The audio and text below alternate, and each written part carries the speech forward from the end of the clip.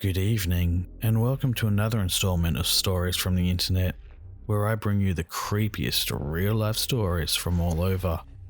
For a continual supply of creepiness, hit that subscribe button and the bell icon so you never miss a future episode. Sit back, hit the lights, and let's begin.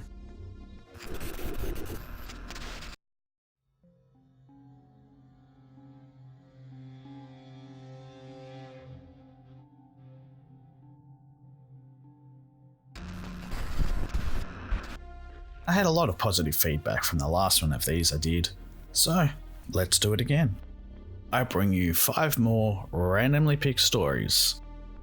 Let's begin.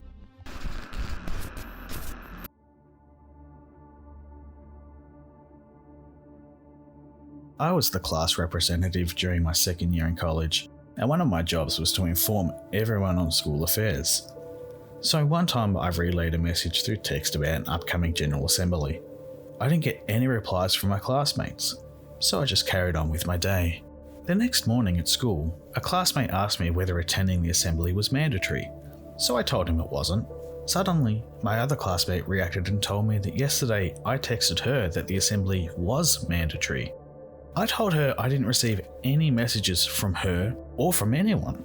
Then she pulled out her phone and showed me the messages. There I saw the message I relayed about the General Assembly, her reply asking whether if it was mandatory, and my reply, yes. I checked the cell phone number and it matched mine. I showed her my phone to prove that I didn't receive any messages nor replied to anyone. We just assumed it was just a malfunction, but it has been 3 years and it is still baffling. While this does seem like just a malfunction, I have never heard of messages and replies being deleted off one device but not another. Creepy stuff.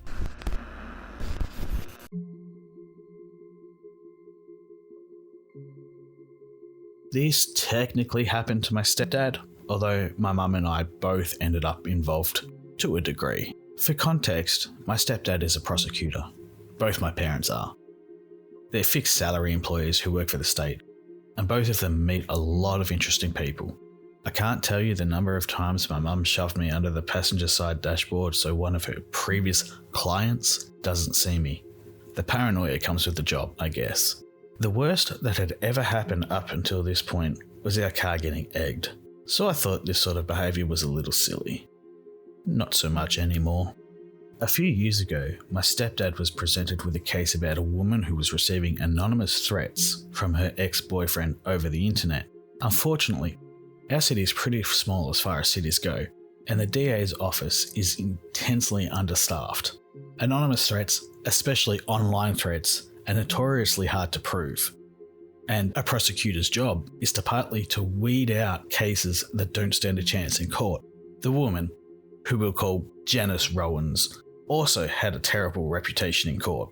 She was a prostitute, drug dealer, addict, neither of which would affect her credibility on their own, except that Janice had a history of missing court dates, lying under oath, or showing up to court high on hard drugs. My stepdad explained that the case's chances were very slim in the kindest way he could, and stated he would not be able to go through with the case. Janice, of course, was not happy. For the next 6 months or so, she would continue to stalk, threaten, and scream at my stepdad whenever she saw him. She'd go to the DA's office and leave death threats against him. This was constant, and although my stepdad was unsettled, he also took it in fairly good humour, and occasionally we cracked jokes about it over dinner or in the car. The culminating event happened in winter of 2015. My mum and I were out of town, and my stepdad was home by himself. At around 6 p.m, we received a call from the sheriff's office asking if we had been able to get in contact with my stepdad. Apparently, Janice had not only found out where my stepdad lived, but drove to her house and snapped a picture of herself with a hunting rifle out on the lawn. She sent it to her therapist with a caption along the lines of, "Finally going to get rid of him for good." Not verbatim, but something to that effect. Of course, the therapist forwarded it to the police, and for the next 3 hours the sheriff's department had been trying fruitlessly to get in contact with my stepdad. For the hour after they called us, my mum and I would attempt to do the same, It was only around 7 PM after my stepdad picked up and Janice had been arrested that we found out that he had slept through the entire thing. Man of the hour, right there. We still joke about it too. Whenever I come home from work or class, my stepdad will sing song, "Who is it?" from the living room, to which my standard reply will be, "It's Janice Rowans, I'm here to kill you." She was later admitted to the psych unit in the hospital and released a week later for the incident, and was banned from owning firearms. As far as I know, she's currently in jail for violating that rule of her probation. That could have ended far worse.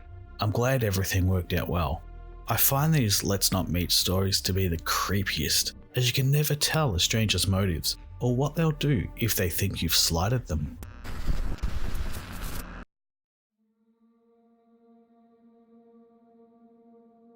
This happened when I was maybe 6 years old.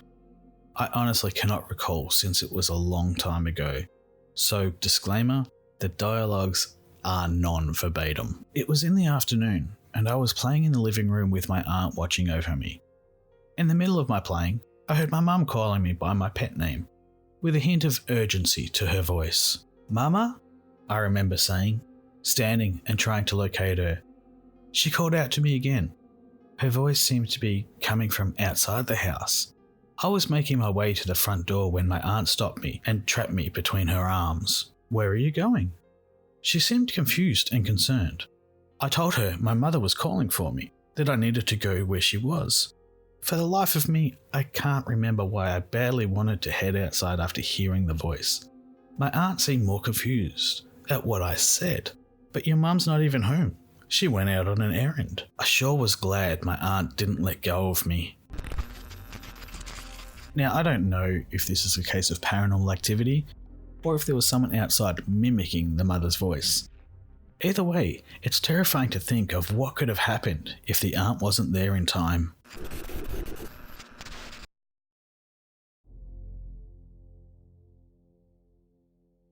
This experience happened when I lived alone. I wasn't expecting company, and all of the windows and doors were obviously locked for security, so nobody had let themselves in unbeknownst to me. One morning, as I walked out of bedroom, down the landing, and towards the top of the stairs, I stopped dead in my tracks as I heard what sounded like two males talking downstairs. I could hear them clearly. I could hear their pitch and tone, but I couldn't make out any words. I can't say it was muffled or far away because it wasn't. It was right there, in the house, downstairs. A whole bunch of different thoughts ran through my head, from it being a home invasion to it maybe being the TV that I somehow didn't remember to turn off. I figured it was probably just the TV, and even though I was a bit shaken, I made my way downstairs. The conversation continued until I reached the bottom of the stairs. At that point, it stopped abruptly, as if someone had just muted the two guys mid-conversation, and the house became eerily quiet. So quiet, my ears were ringing. I realised it wasn't the TV, and I had been hearing something else entirely. My theory is that I was hearing a residual conversation being replayed, although that doesn't explain why it suddenly stopped when I got to the bottom of the stairs. Nevertheless, this was a pretty cool experience. It does sound like a pretty cool experience, except if it had have been home invaders.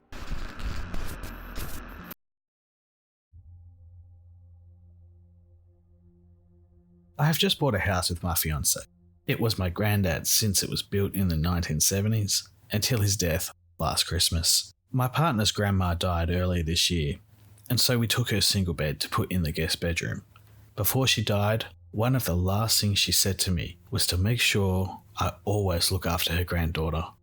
My partner had some foot surgery last Wednesday, so sharing a bed is annoying when I have to be up for work while she spends the night shuffling around with a giant cast, or going to the toilet with all the lights on and her crutches clashing. On Monday night, she decided she wanted to read in bed with the lights on while I was trying to sleep. I thought, F this, and so went to sleep in the spare room. She wasn't happy about me leaving her alone, but I was peed off.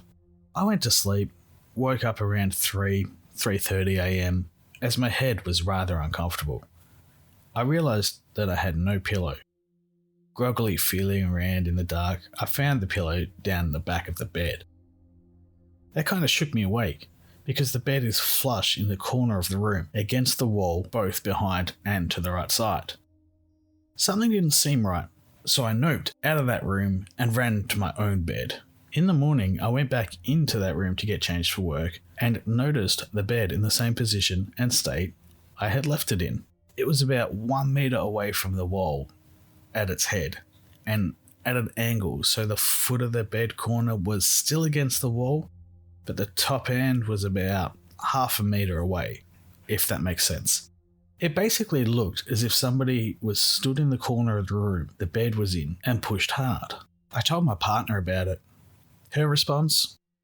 Well, it is Nan's birthday today, and she told you to look after me. Not only would I have noped out of the room, but I think I would have noped out of the whole house.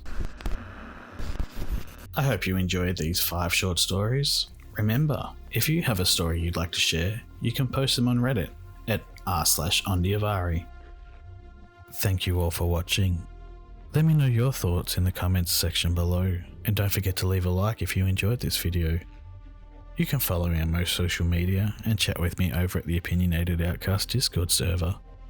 If you really like what I do, consider supporting me on Patreon for as little as $2 a month, where there are rewards, sneak peeks, and other Patreon-only exclusives. All links are in the description below.